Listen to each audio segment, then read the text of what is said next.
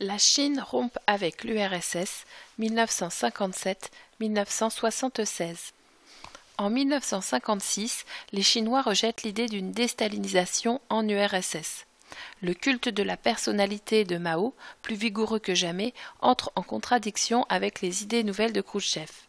Le grand frère soviétique abroge alors son traité de coopération nucléaire avec la Chine, puis rappelle ses experts en 1960. Mais Mao préfère compter sur ses propres forces. La rupture est officielle en 1962, alors que les incidents de frontières éclatent au Kazakhstan, et lors de la crise de Cuba, Pékin critique Moscou. La Chine affirme aussi son indépendance en refusant de signer le traité de Moscou de 1963 qui met fin aux essais nucléaires atmosphériques. Elle fait alors exploser sa première bombe A en 1964 et devient une puissance nucléaire. La Chine développe la théorie des trois mondes. Celle-ci, selon elle, régirait l'ordre géopolitique mondial. Tout d'abord, il y a deux superpuissances à la recherche d'une hégémonie régionale, l'URSS et les États-Unis. Toutes deux représentent une grave menace pour les autres, l'URSS étant d'ailleurs jugée plus agressive et plus dangereuse que les États-Unis. Quant aux autres pays développés, ils sont liés aux superpuissances par un rapport de dépendance. Enfin, les pays en voie de développement, dont la Chine fait partie, ont des intérêts communs reposant sur la lutte contre l'hégémonie des deux superpuissances. Mao se dirige vers d'autres solutions que celles préconisées à Moscou et mène plusieurs expériences volontaristes successives.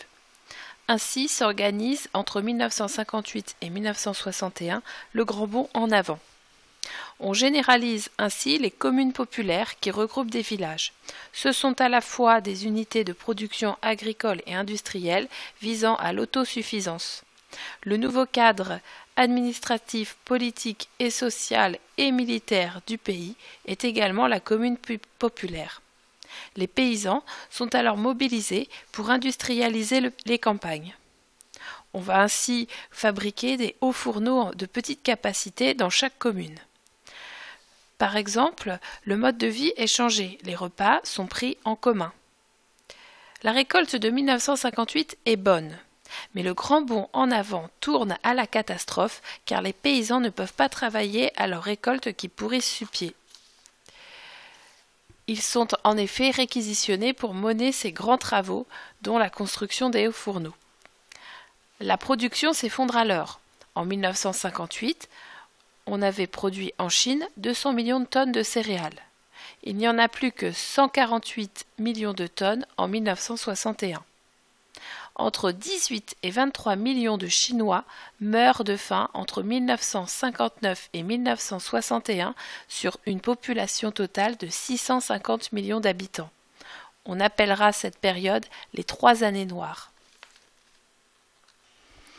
À partir de 1966, l'armée chinoise distribue le Petit Livre rouge. Ce sont des citations de Mao qui doivent servir de catéchisme à tous les Chinois.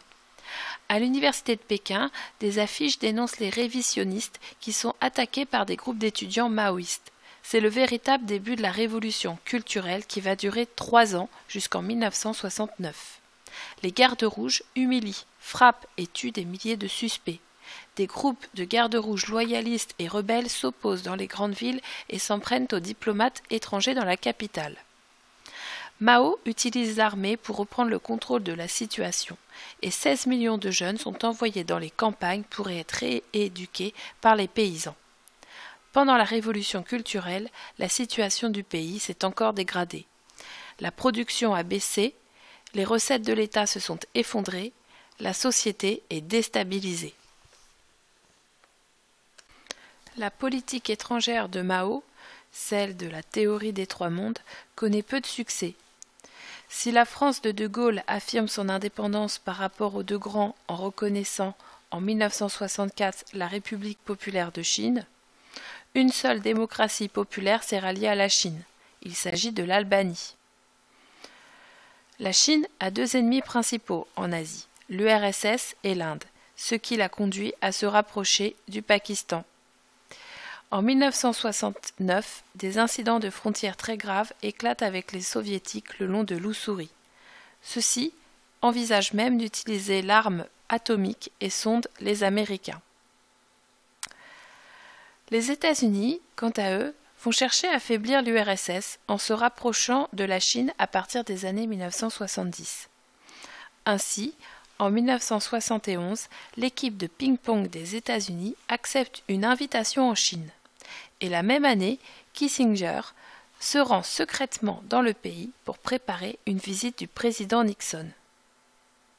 Les États-Unis lèvent parallèlement leur veto à l'entrée de la République populaire de Chine à l'ONU, qui occupe le siège de la Chine au Conseil de sécurité. De ce fait, Taïwan se trouve exclu de l'organisation. Et en février 1972, Nixon vient à Pékin rencontrer Mao.